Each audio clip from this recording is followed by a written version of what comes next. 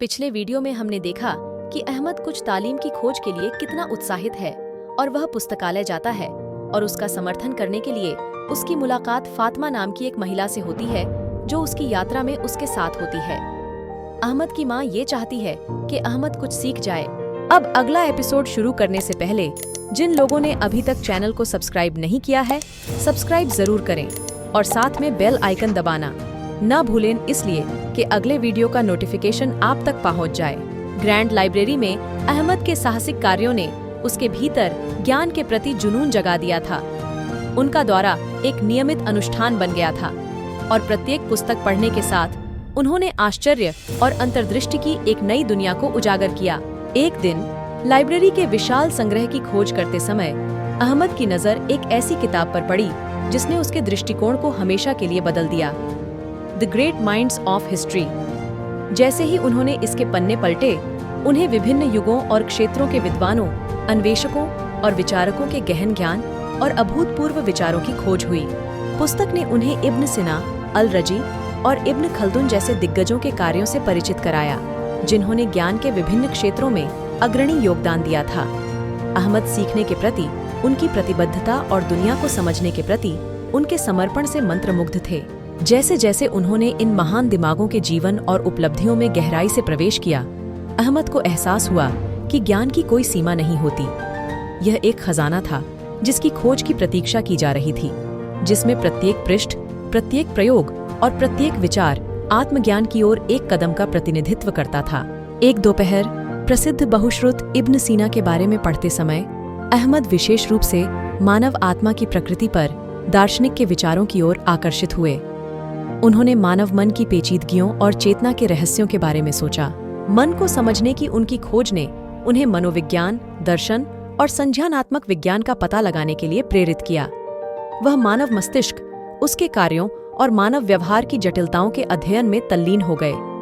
ज्ञान के लिए उनकी खोज ने एक नई दिशा ले ली थी और वे मानवीय अनुभव के सार को समझने के लिए उत्सुक थे। अहमद की माँ आमिना ने अपने बेटे की ज्ञान के प्रति अतृप्त भूख को देखा और उसे हर कदम पर प्रोत्साहित किया।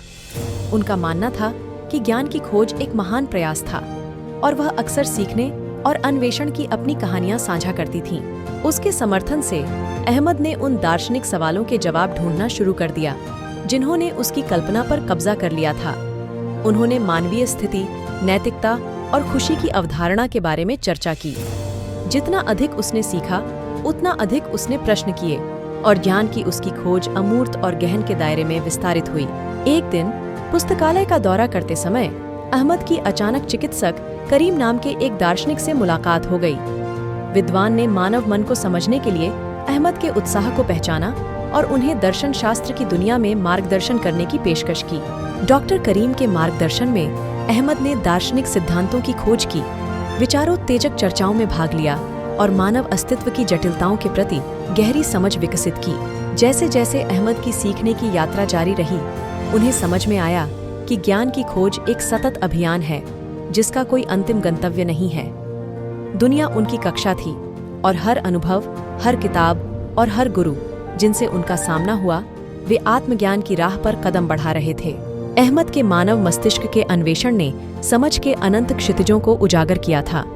वह जानता था कि ज्ञान की खोज एक शाश्वत यात्रा है और वह खुले दिल और ज्ञान की अतृप्त प्यास के साथ इसकी घुमावदार सड़कों पर यात्रा करने के लिए दृढ़ था। जैसे जैसे अहमद की सीखने की यात्रा जारी रही, उनके अन्वेषणों ने उन्हें प्राकृतिक दुनिया के साथ गहरे संबंध तक पहुंचाया। उन्होंने महसूस किया कि प्रकृति के अपने रहस्य हैं जो उजागर होने की प्रतीक्षा कर रहे हैं।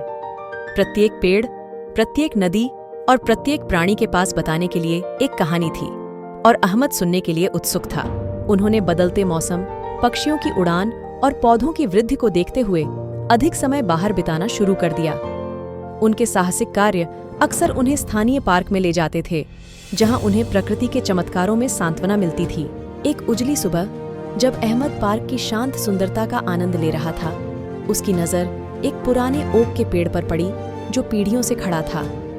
इसकी टेढ़ी मेढ़ी शाखाएं और गहरी जड़ें समय बीतने की गवाही देती हैं। अहमद पेड़ के लचीलेपन और पृथ्वी से इसके संबंध से चकित था।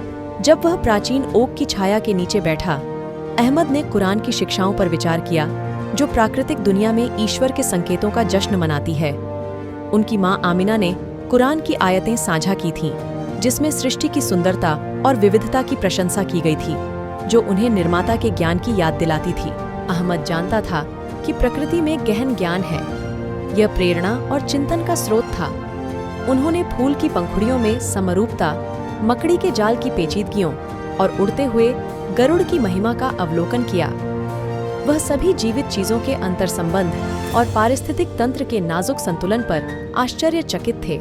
एक शाम सूर्यास्त देखते समय अहमद आकाश के लगातार बदलते रंगों से प्रभावित हो गया। उन्होंने महसूस किया कि प्रकृति में एक लय, एक सामंजस्य है, जो ईश्वरीय डिजाइन को प्रतिध्वनित करता है।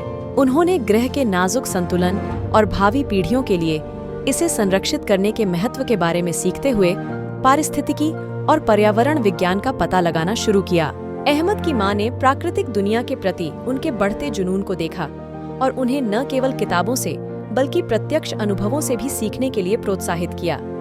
उनका मानना था कि प्रकृति एक शिक्षक है और इसके सबक बहुत गहरे हैं। अपनी मां के सहयोग से अहमद प्रकृति अभियानों पर निकल पड़े। वह जंगलों में गए, पहाड़ों पर चढ़े और समुद्र के रहस्यों का पता लगाया। उन्होंने वन्य जीवन को देखा, पारिस्थितिक तंत्र के बारे में सीखा और प्राकृतिक दुनिया के आश्चर्यों में डूब गए। एक दिन जंगल में कैंपिंग यात्रा के दौरान अहमद का सामना सारा नाम की एक पार्क रेंजर से हुआ। उन्होंने संरक्षण, पर्यावरण की रक्षा के महत्व और सभी जीवन रूपों के अंतर संबंध के बारे में अपना ज्ञान साझा किया। सारा के मार्गदर्शन ने प्राकृतिक दुनिया की सुरक्षा के प्रति अहमद की प्रतिबद्धता को और गहरा कर दिया। अहमद की सीखने की यात्रा किताबों और सिद्धांतों से परे विस्तारित हो गई थी।